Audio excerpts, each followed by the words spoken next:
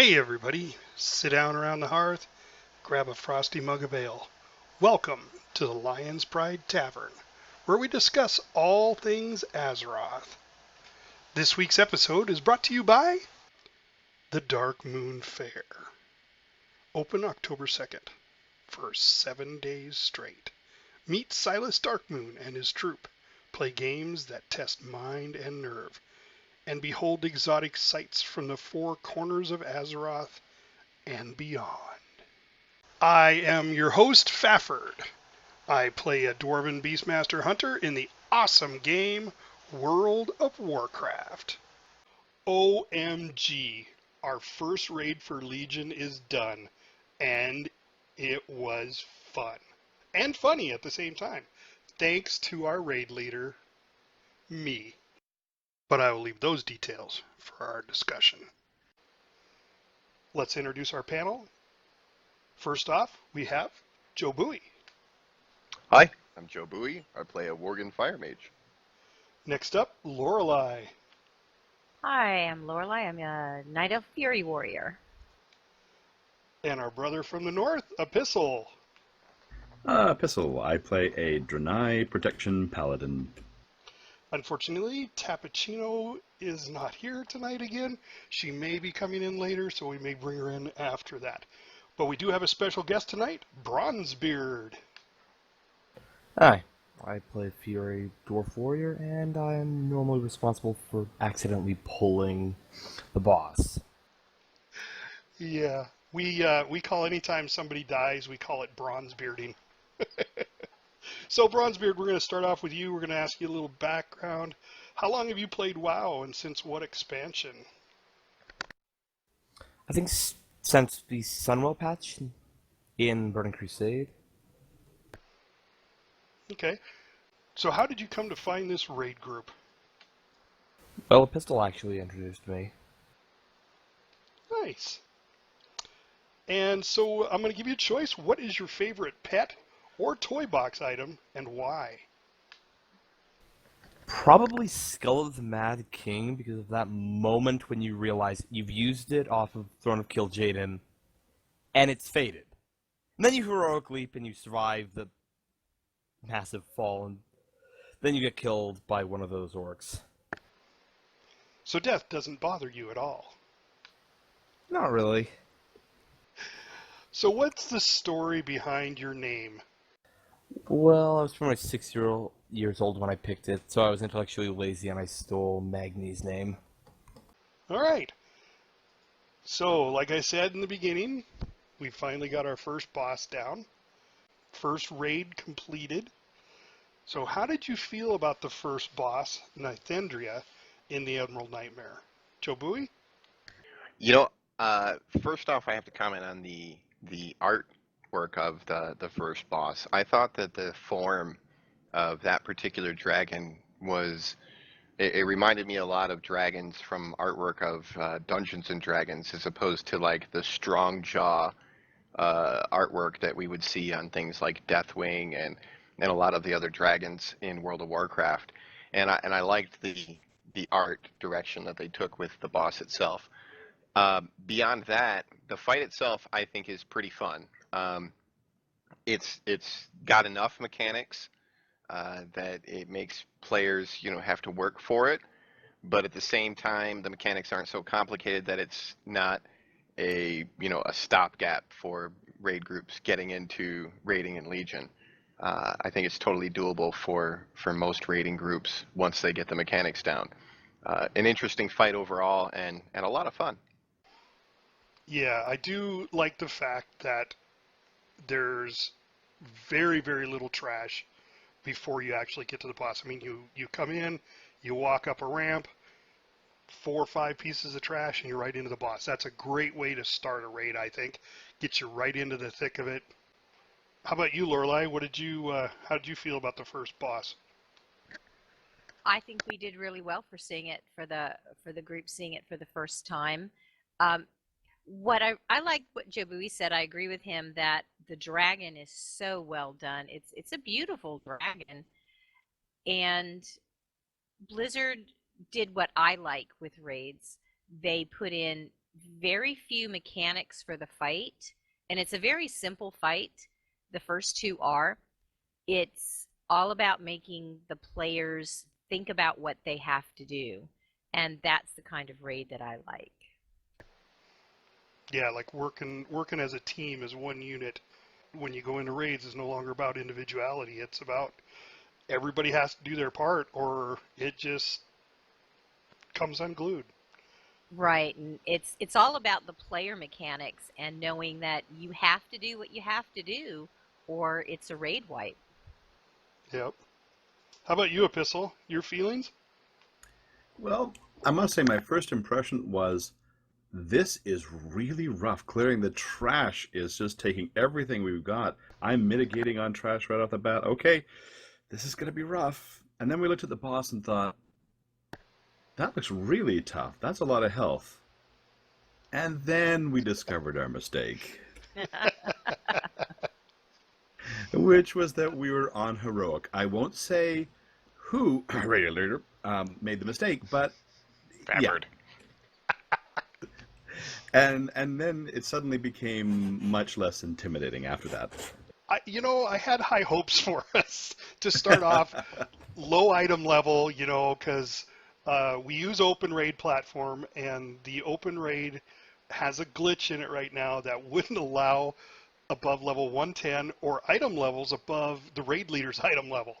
So I couldn't set the item level, so I was getting all sorts of people trying to get in, and I just thought to myself, if I throw this on heroic, we're just going to, anybody who joined us that joined us because they were 811 isn't going to like it. No, it was a total mistake. I admit that one was my fault, but I have to admit, we did really well. We got him down, 15%? It wasn't too bad, and setting the bar high, that's a good beginning. Actually, we took him down 18% on our first attempt in the new raid on heroic. That was, so that's really not bad considering our gear level. That's good. Yeah, considering our gear level. Yeah, I haven't looked at the metrics on it yet, but I'm sure our average item level was way down at the bottom end to do heroic. But yeah, that was. I was waiting for someone to bring it up. It was nice of you to bring that up, Epistle. Thank you. Oh, anytime. Well, I did enjoy the fight too. I think it was an interesting fight, and everyone did need that sort of sense of spatial awareness. They needed to know where they were. They had to watch their feet, and together we had to figure out which kind of strategy would work for us. I think the spreading out rather than being too tight together, where sort of a loose clump, anyways, seemed to be a good choice for us to make that work. But that's part of the learning curve, and I find that actually is kind of the fun. If you just went in and it was a cakewalk, it would be just less challenging, less interesting. So I did like that it took us some time to figure it all out. So I have to bring this up because Bronbeard's going to tell us his feelings next. But as we're waiting, Bronzebeard jumped out and hit the first trash and brought it to us. We weren't prepared yet. He was Bronzebearding as normal, which is great, and brought it to us and wiped the whole group because it was on heroic. And I think we wiped probably 3-4 times before we realized, hey, we actually cleared all the trash. But yeah, that was fun. Bronzebeard, how did you feel about the first boss in Emerald Nightmare? The rot mechanic was driving me nuts because when we were stacked up, it meant that after a couple of rounds of stage 2, there would be something like 4 or 5 stacks. And that meant that whenever rot happened, the entire raid just got deleted because the rot was just so clustered up and everyone was taking that massive AoE damage. So splitting up definitely helped. And ultimately, that's what allowed us to take down the boss. Yeah, I remember during the raid, Lorelai, you were saying that that was really a rough fight on melee.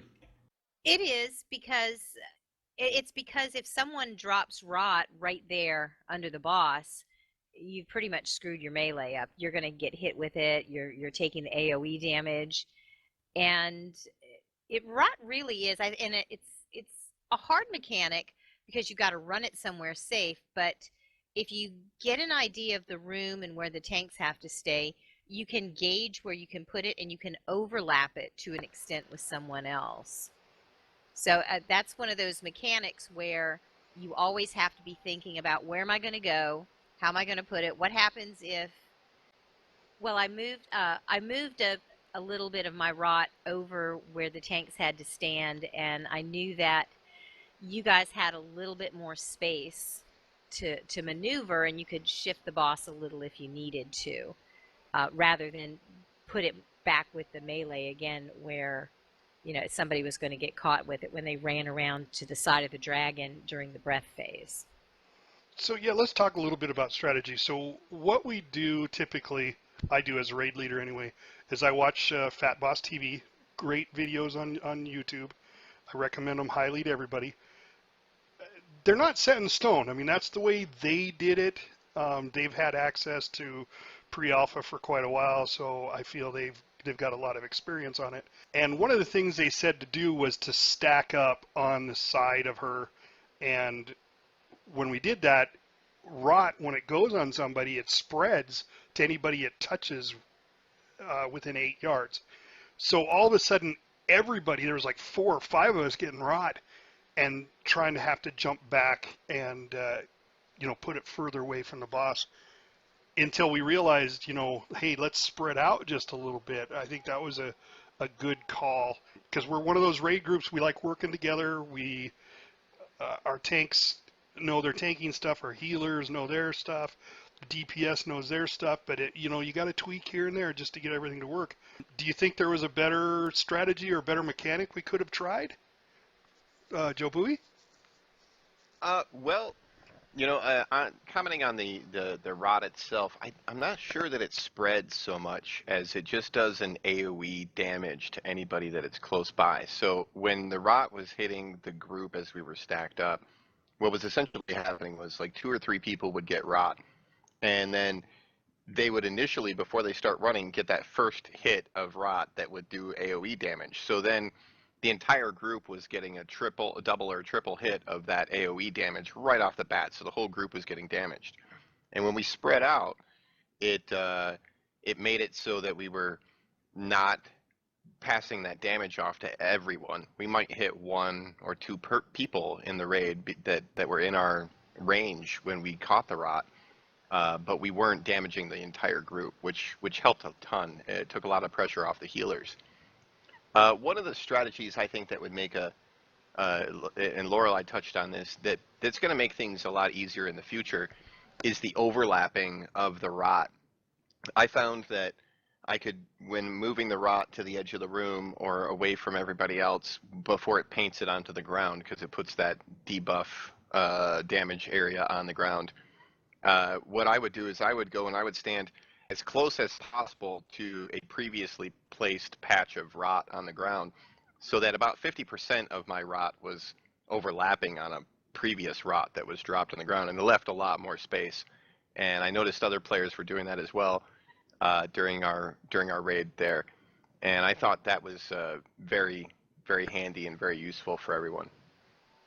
As a dropping the rot is a bit tricky too from the tanking perspective, because it doesn't always go underneath you. It goes in directions, 1 or 2 or 3 directions from where you're standing, and it can really mess things up quite a bit. So it was everything we could do to get it as far away from everybody and minimize damage.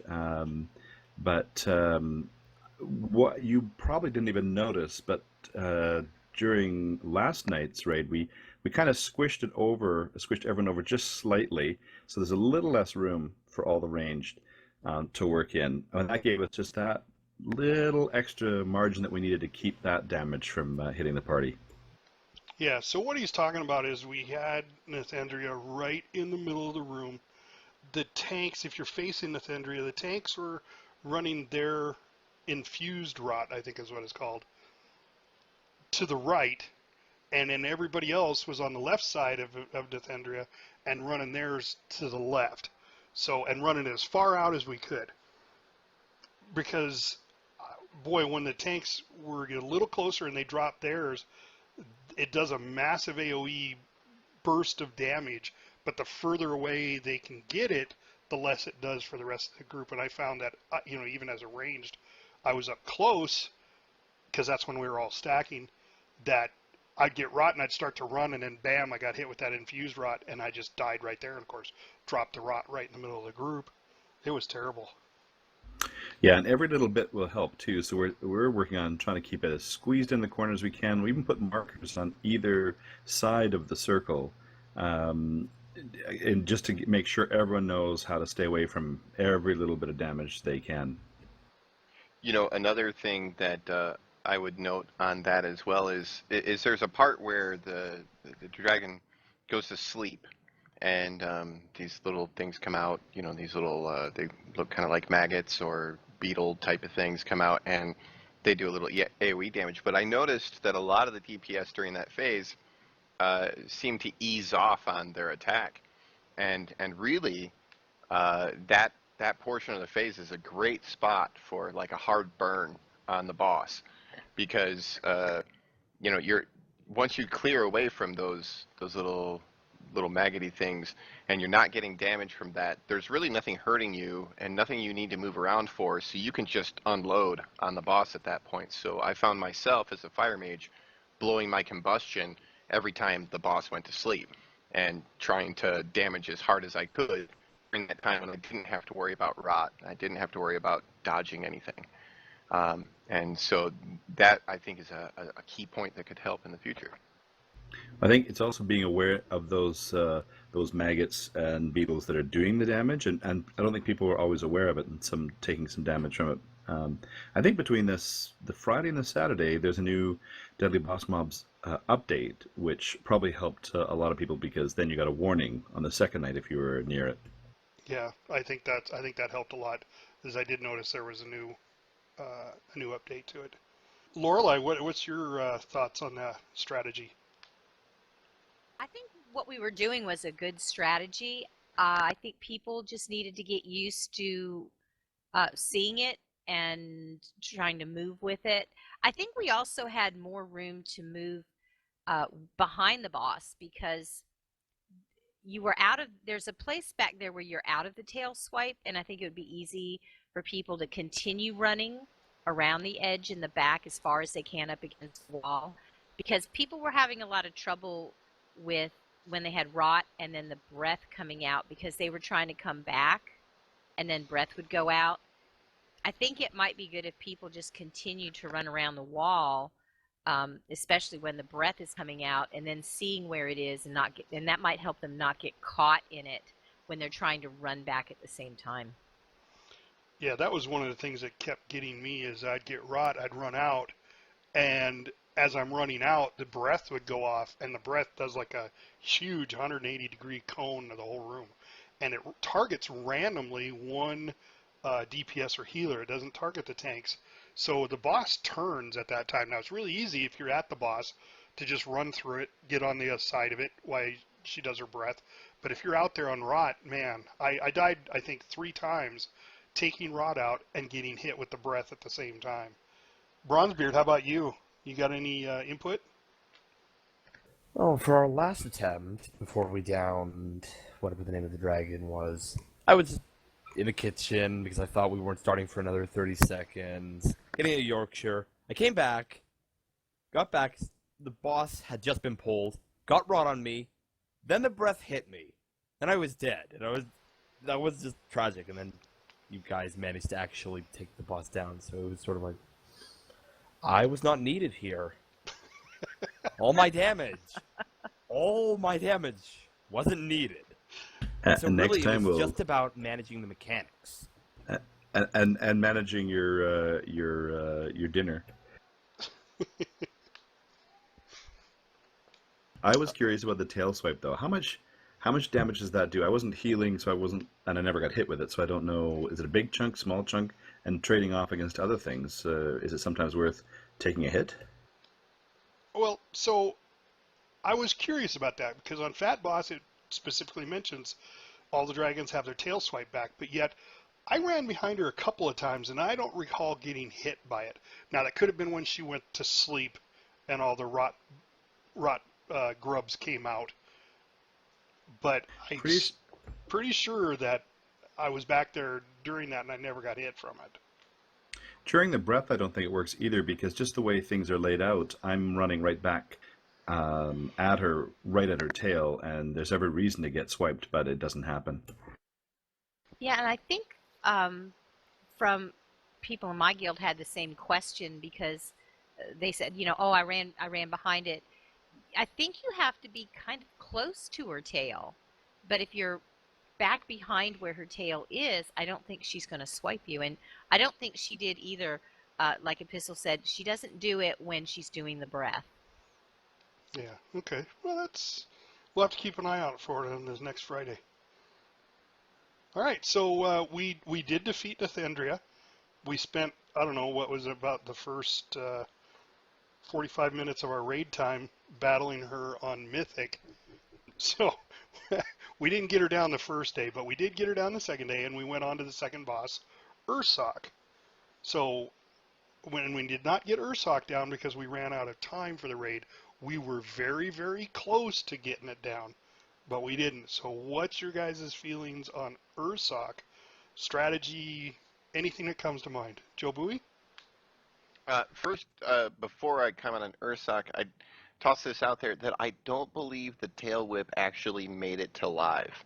I think they may have removed that mechanic, according to some stuff that I was reading, that it may be introduced into the mythic level, but I don't think it's going to be there for normal or heroic on the tail whip, so it may be safe to run behind there. We'll have to do more investigating on that. But as for Ursoc, I thought the Ursoc fight was a pretty interesting one, because with the strategy that we used, it was pretty. It requires people to be on their toes and to pay attention the entire time because we divide the players up to one side or the other of the rear end of the bear, which again the bear there was pretty interesting. I actually enjoyed the environmental aspects as opposed to the boss aspects on the way to the boss more than I liked the boss's artwork itself, just because I've seen that kind of a bear thing so many times in Blizzard work before. But the mechanic of having to pay attention to which side that do we need to go to so that the group over there will soak the extra damage versus the other side was kind of fun and interesting to kind of try and manage and to pay attention to. I think it'll be. I think once everybody gets it down, I think it'll be one of those quick boss fights that we go in. Everybody knows their job. They know what they're supposed to do, and they follow it by rote. I think it was pretty challenging initially. We didn't get a whole lot of tries at it, but I thought we did pretty well considering how many tries we took at it, and I think we'll do really well in the future too.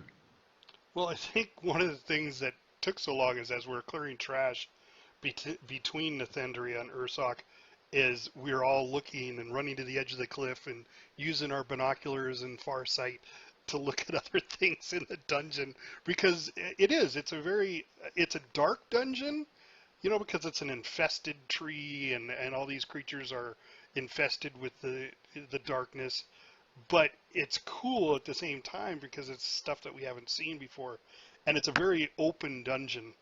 You can look further out when you're up on the cliffside. I thought that was kind of cool. Lorelei, what's your opinion on Ursoc? Oh, I think that's one of my favorite fights so far.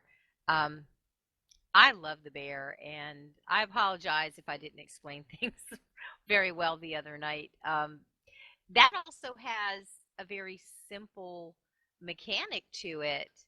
It's just learning, players learning how to get the sides straight. But I don't know. I love that fight for some reason. I think it's just really interesting. Yeah, I think Durag kind of hit it on the head when we were trying to explain it, because it's more of a difficult mechanic to explain to everybody than to actually do. Durag said it's a lot like Butcher, where in Butcher you had two people, one always had to be in when the other one was out of the hit block, and then you at certain stacks you had to switch.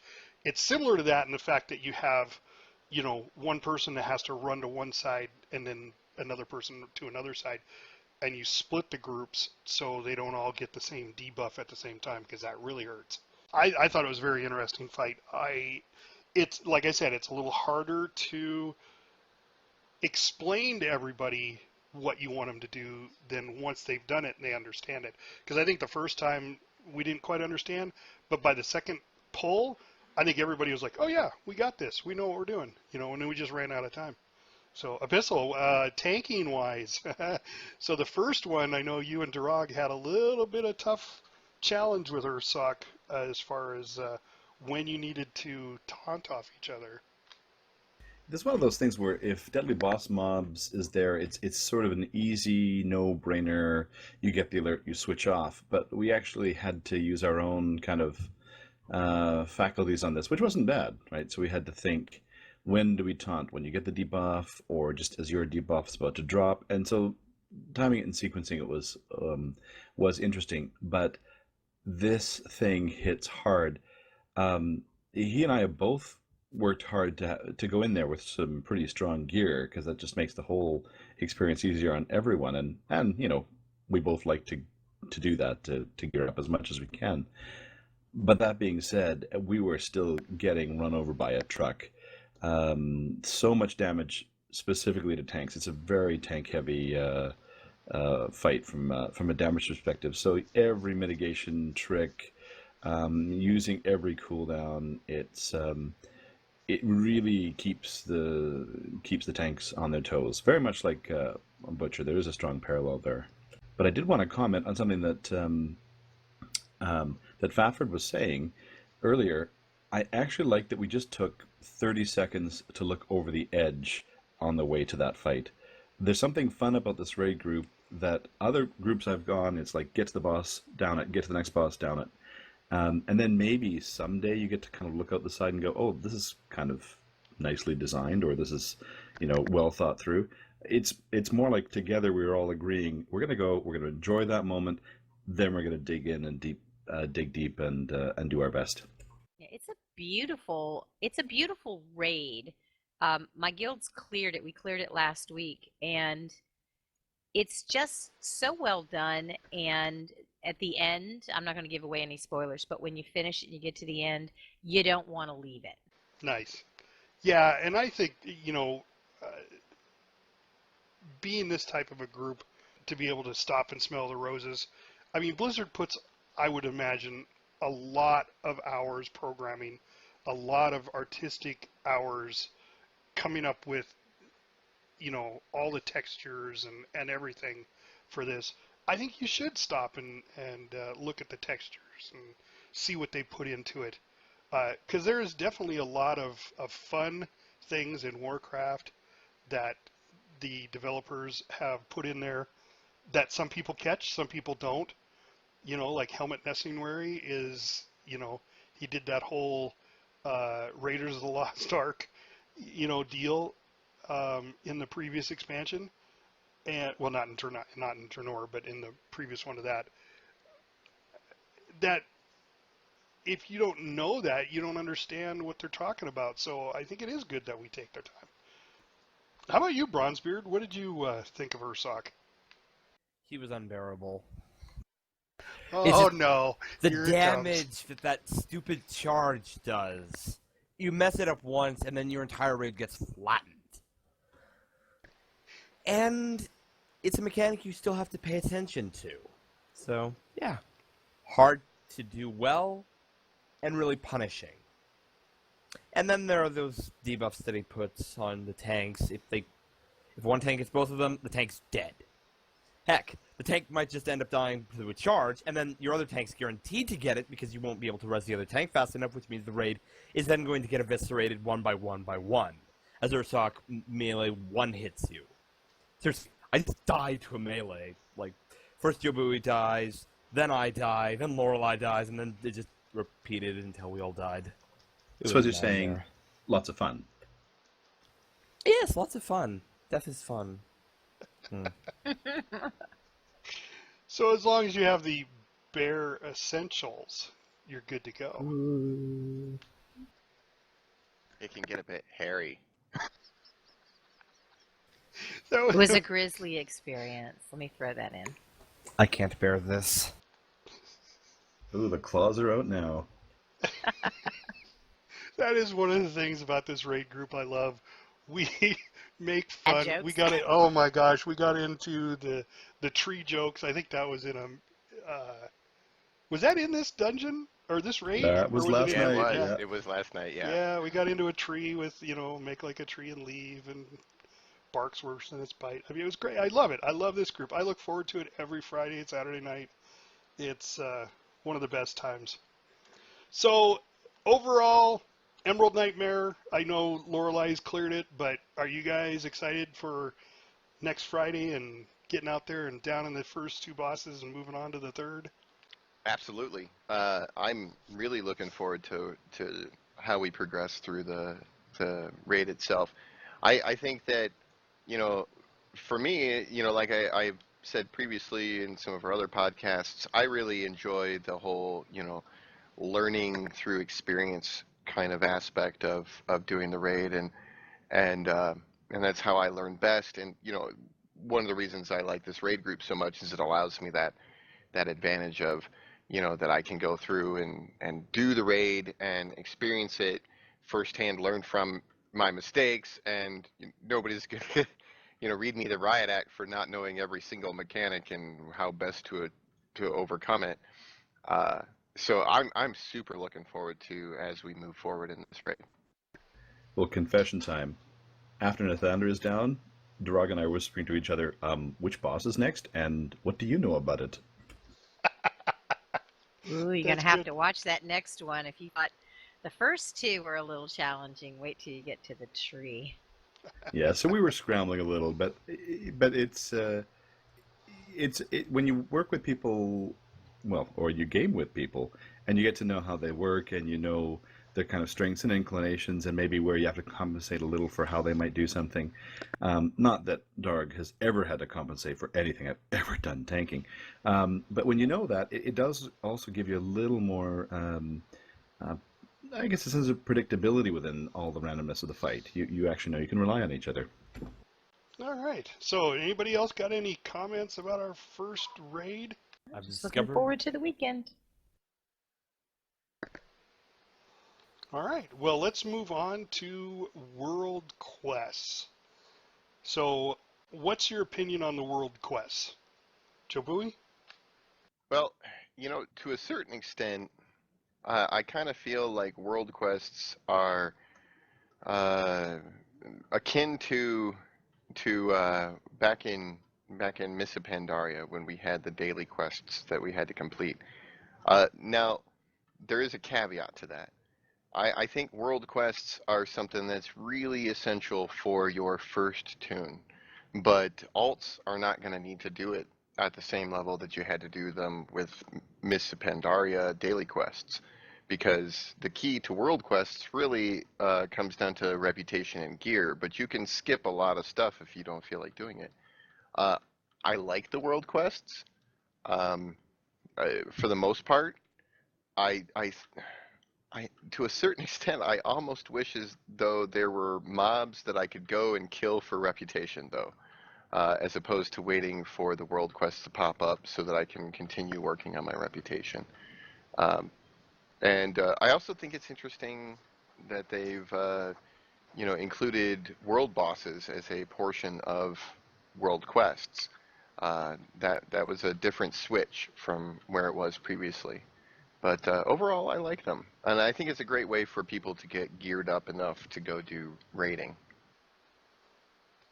Lorelei. I agree.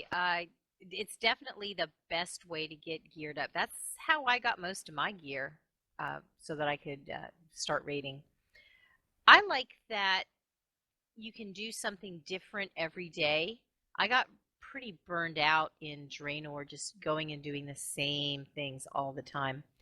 Yeah, because I can do if I decided to do relic power or artifact power rather, I can go just do those. Or if I decide to be silly and I want to do all the cooking and fishing quests I can find, I can do that today and then come back later. I think that the variety of what they have out there makes it interesting every single. Yeah, I must agree. I My biggest problem is going to be, and I've said this in past podcasts, is this is great for the first tune, but I've Yeah. got 10 more to do, and I just can't see myself doing, getting on with one tune, my priest, and running around and doing the world quest, and then getting on with my rogue and doing the same thing just to get them up in gear level and get the legendary weapon up. I can't see me doing it. Epistle, what's your opinion on the world quest? Yeah, I ditto to everything that's been said. Uh, the feeling I had early on, I think I even was saying that in the podcast, is I thought it was great. We can go with one tune to a couple different areas, maybe to another different area with another tune. Of course, then I hit 110 and realized, no, I need reputation from all of these areas. I need to go and do everything on one tune. And that's when I thought, oh, too bad. I thought they're going to a little more open-ended world, which frankly I think might have been a little bit better. But that's the one disappointment where, on the other hand, I still like the fact that I can now log in on Epistle and the sky's the limit in terms of options. Lots of choices. And I can say, yes, I'm not going to try for any gear because I think my gear is good. But maybe I'm feeling like taking a chance. Maybe that 840 might be Warforged. So there's a little, room for maybe I still might want to try a gear. It's a long shot, but I could try something. So I do like the flexibility and variety that they're offering. And I've got a tune who's just a second tune. So my mage Andromeda is now up to 110. And of course, the first thing I did was get the basic reps and now gearing up. So I like the flexibility, the choice that you can have. But yeah, it'd be exhausting to try to do this on all tunes, and I haven't seen any way that we're going to be able to leverage our main tune. If you get to Exalted, for example, that somehow that will transfer benefit to other tunes. They've had things like that in the past. I'd like to see something like that show up. Yeah, that would be nice. Bronzebeard, what's your opinion on world quests? Anyways, the first time, just after I finished the Suramar introduction zone, I realized, oh, my world quest is for High Mountain.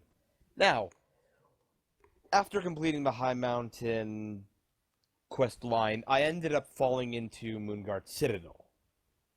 Didn't matter because I had Heroic Leap and I survived that massive fall, but I wanted to see if I could get back up. So I spent about 5 minutes Heroic Leaping up the mountain, and I found a route that actually works. So I tried to repeat the route. Needless to say, I died a few times. Then I gave up, pressed the whistle to just go back. And then I found out, after about 5 minutes of attempting this pointless task, that the whistle actually took me up into High Mountain. On the plus side, you got to die a bunch of times. And resurrection sickness. Because my corpse ended up getting stuck on one of the mountain ledges. So there was no way to actually reach the spirits. With what Epistle was saying about, some of the stuff transferring over, the way I'm looking at the world quests and the need to do so many of them with a primary character, like with your main, to me, the world quests are basically a means towards faster mount speed and eventually flying.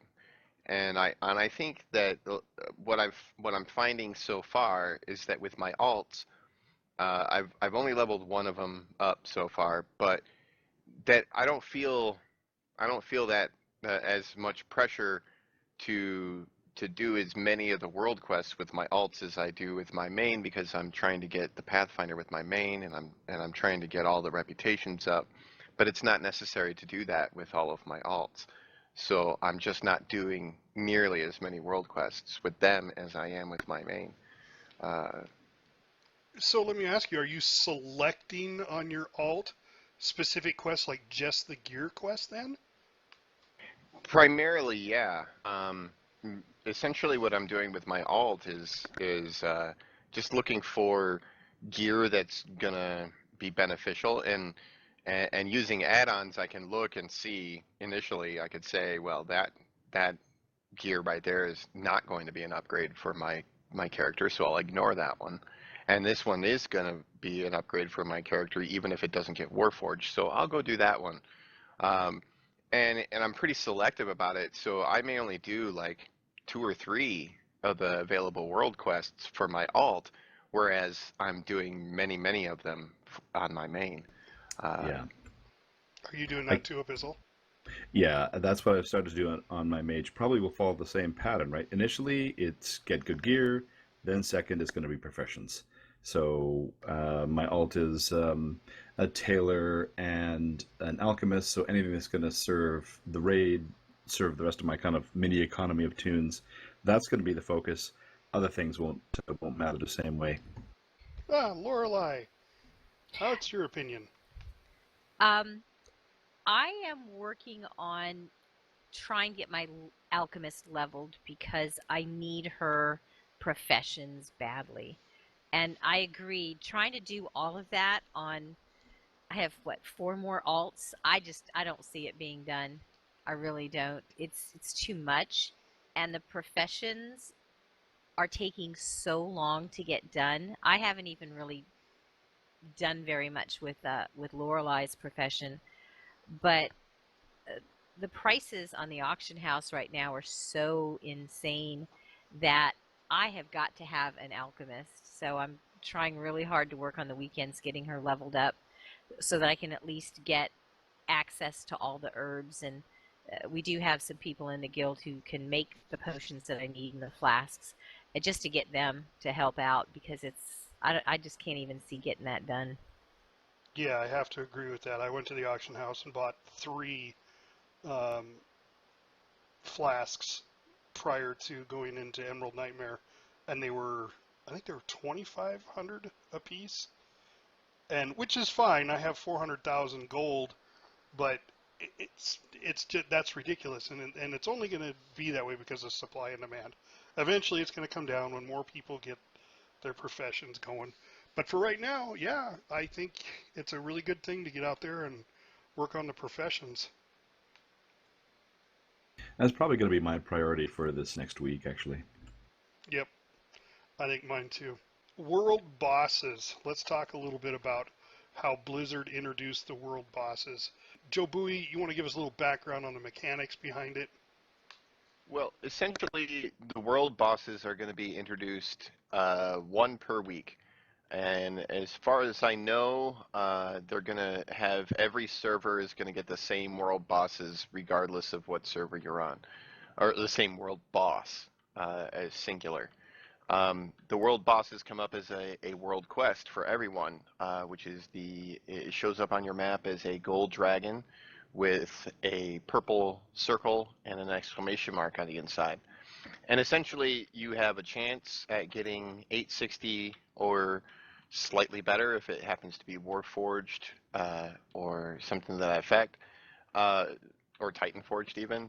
Um, Gear off of it, and it's a pretty low chance to drop. But as far as I understand, you can use your bonus roll tokens on it, and yeah, there's just one chance per tune per week, different boss every week, and they all drop different gear. It's not like with Kazakh in Draenor, Warlords of Draenor, where there was a massive list of gear that he could drop, and it was any number of 100 different pieces of gear that you could get. There's only like maybe 3 or 4, maybe 5 pieces of gear that the boss could drop each week, and that's essentially how the mechanics are working with that.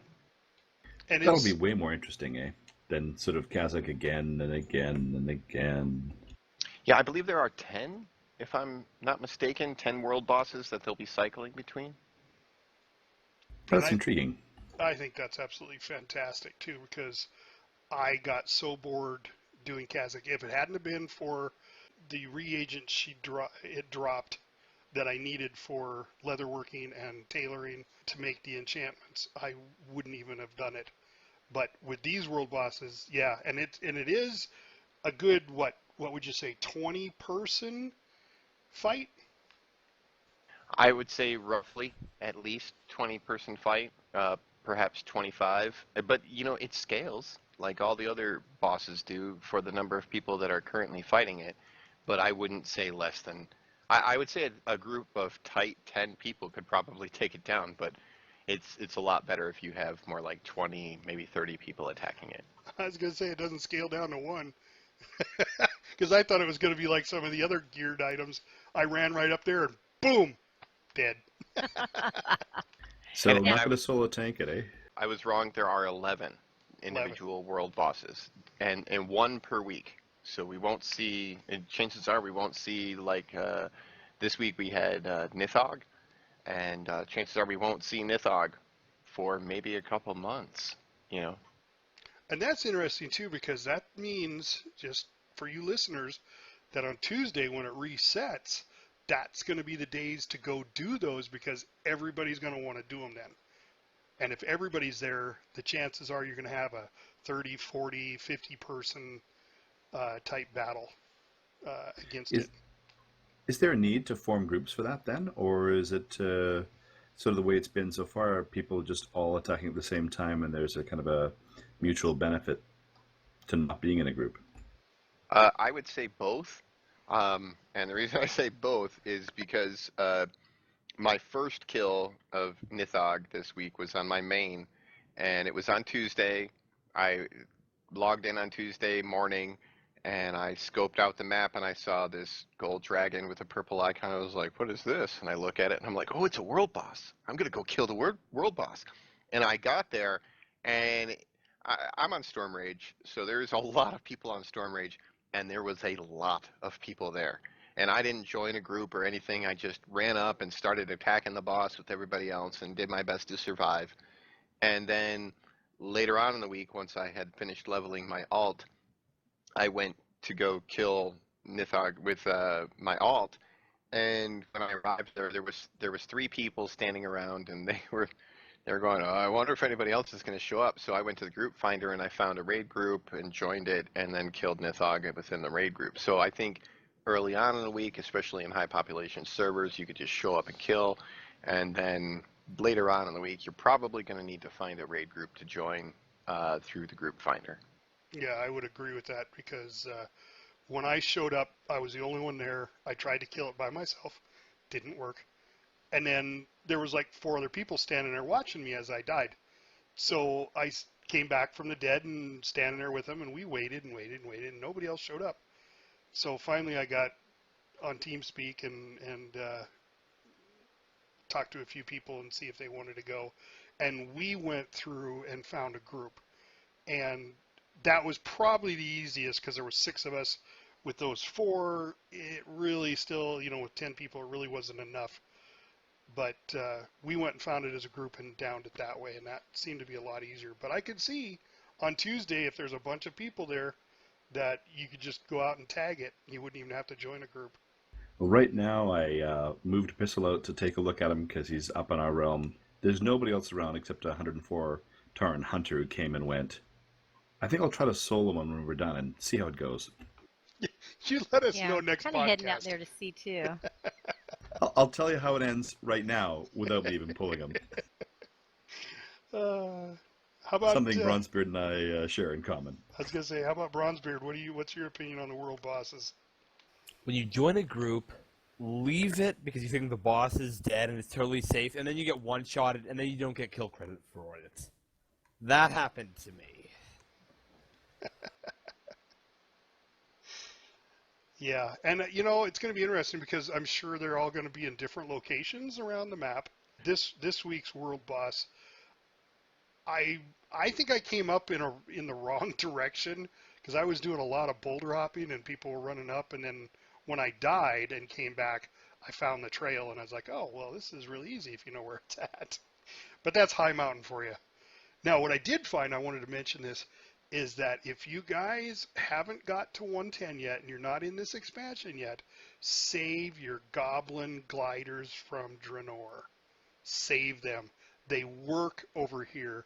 I had 20 of them, and if you're up there in High Mountain and you want to get somewhere, man, you can hit a goblin glider and just go. I know you can put those 4 feathers together and make one, but the goblin gliders work. Thank goodness for being a mage with slow fall. I can't tell you how many times I have I find myself way up on high somewhere and I throw on my slow fall, hop on a mount and leap off the cliff and like I'll glide halfway across the zone sometimes doing that. Yeah, it's pretty nice being a warrior with a heroic leap. You just jump off the mountain and then land wherever the heck you want. Yeah, but you're not really gliding when you do that. You're more or less in a controlled fall, and then right before you hit, you get out of it. Pretty much. But I mean, I literally can be at the top. Now, hunters, they have these other flight paths that you have, and at each one of them, they have these feathers on the ground, and you can pick them up, and it's one glider token. So as long as you go to one of those, but they're not at the same spots as the other flight paths, but they are always up high.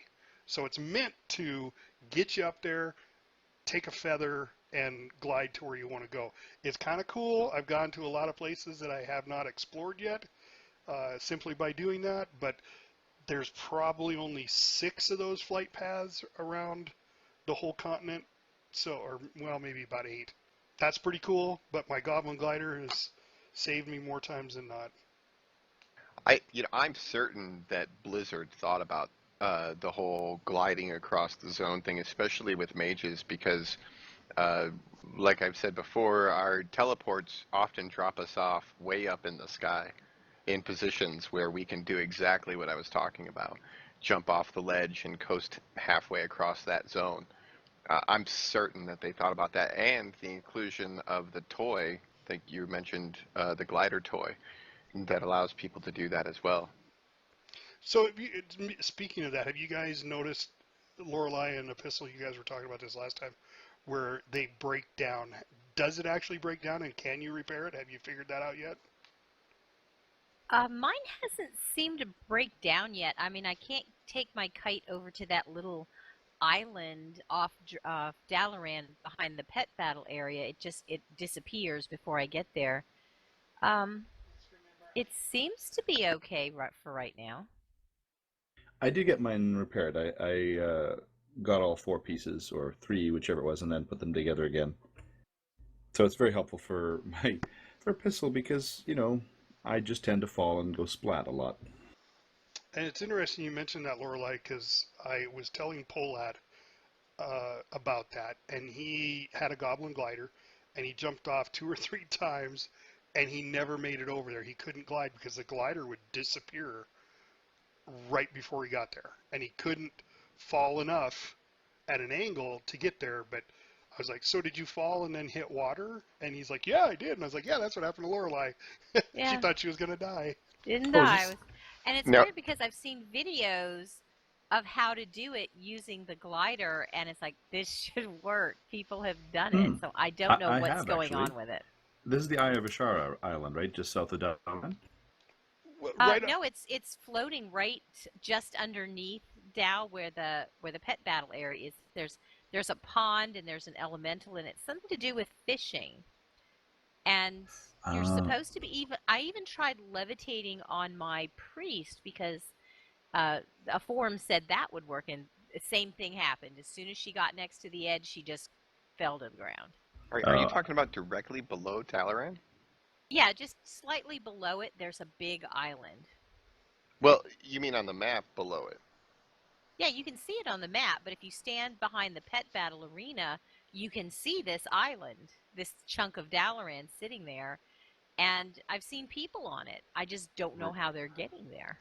Okay, that island, by the way, you do not necessarily need a glider to get there. That's not how I got there, even though I have slow fall.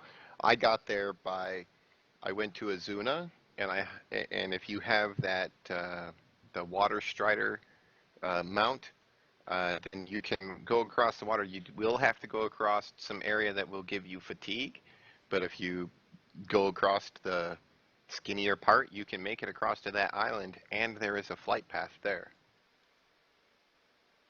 I Oh, think they're talking that's about weird. something. You're talking about this place. I think Jobu and I are talking about the place that if you look on the map, you see it's a green blob south of Dalaran. It's also marked as part of Azuna. Eye of Ashara is on it. maybe you're talking about something that's just like a floating It's a floating piece chunk of Dalaran. in Yeah, the just a air. floating Yeah. piece of Dalaran. Oh, okay. It You're does talking show about up something on the else. world map. It's.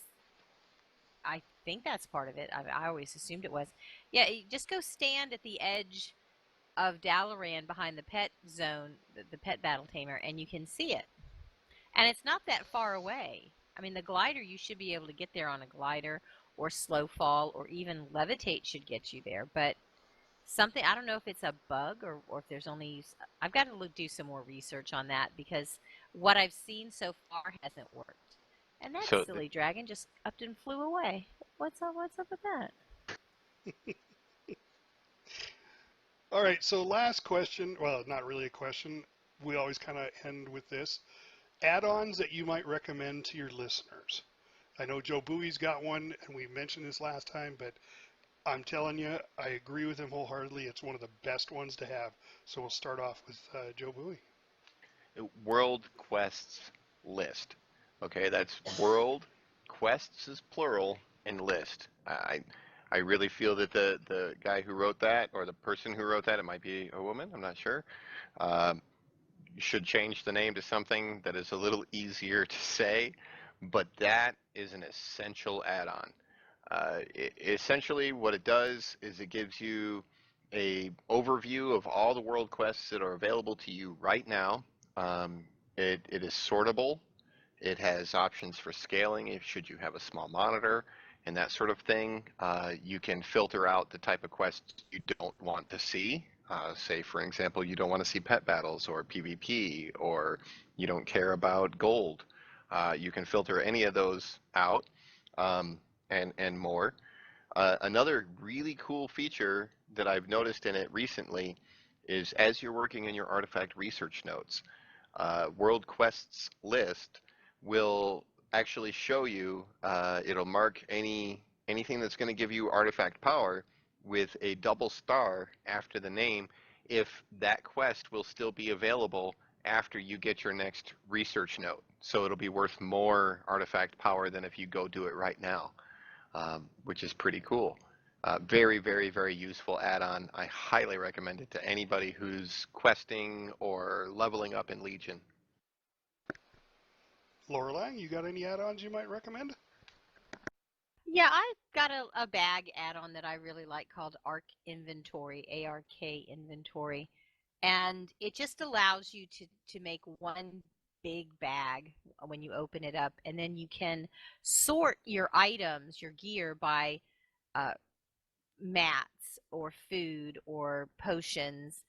And you can even go in and assign new categories and create your own categories for things. And then as you click on an item, you can actually add that new category to it. So if I want to put all of my fishing things together, I can go in and put everything into one little section of this big box, and it's all my fishing things, it's all my junk, it's my food. And I find it better than looking at like 6 different bags and trying to find everything. For me, everything's sorted and organized and in its own place. Yeah, that's an awesome one. I use Bagnon. I've looked at Arc Inventory. It's really awesome. Bagnon does not have the sorting ability, but I pretty much keep my bags sorted the way I like it anyway. I just like the one big bag. The individual bags are terrible to play by. Epistle, how about you? Do you have a add-on that you'd recommend? I should probably talk with Lorelai a little more after about how she manages that. I find it's just a little too fiddly for me, Arc Inventory, but I like what it promises to be able to do. So just maybe I haven't had success with the interface making it work as well. But again, the concept is great. I'd love to be able to open up my bag, for example, and find out all of my items to upgrade um, my shield, my sword. That'd be lovely. But so that they're not randomly in the bag, but it hasn't worked perfectly quite for me yet.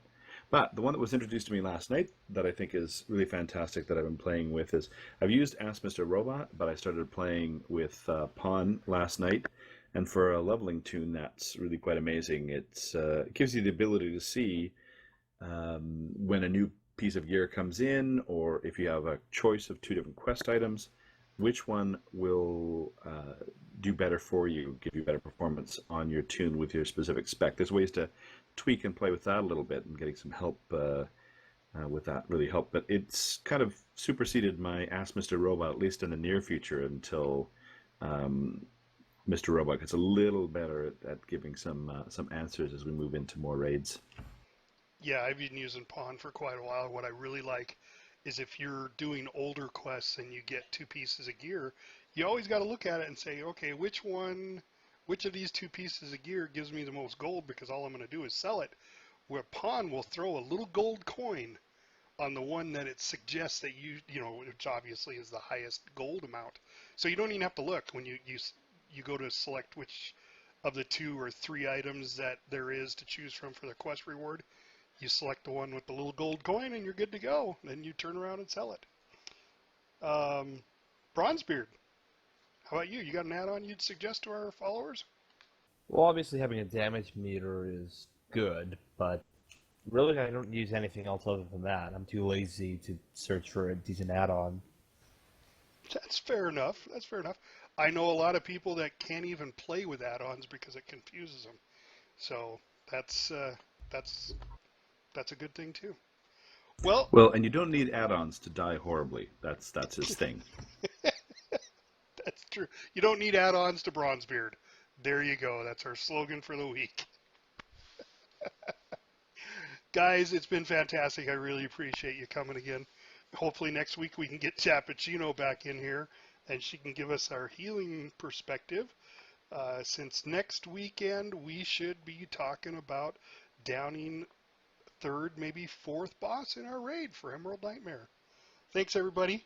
Thank you. Thank you. Thanks. If you like this podcast, throw us a like and subscribe to our channel. And please, leave comments or questions below. Maybe we'll answer them on the air next podcast. We are hosted on Podomatic.com. Our website is lionspridetavern.podomatic.com. Our podcast also airs on iTunes for Apple users, Google Play for Androids, and YouTube. Just search World of Warcraft Lions Pride Tavern Podcast. See you next week, and thanks for listening.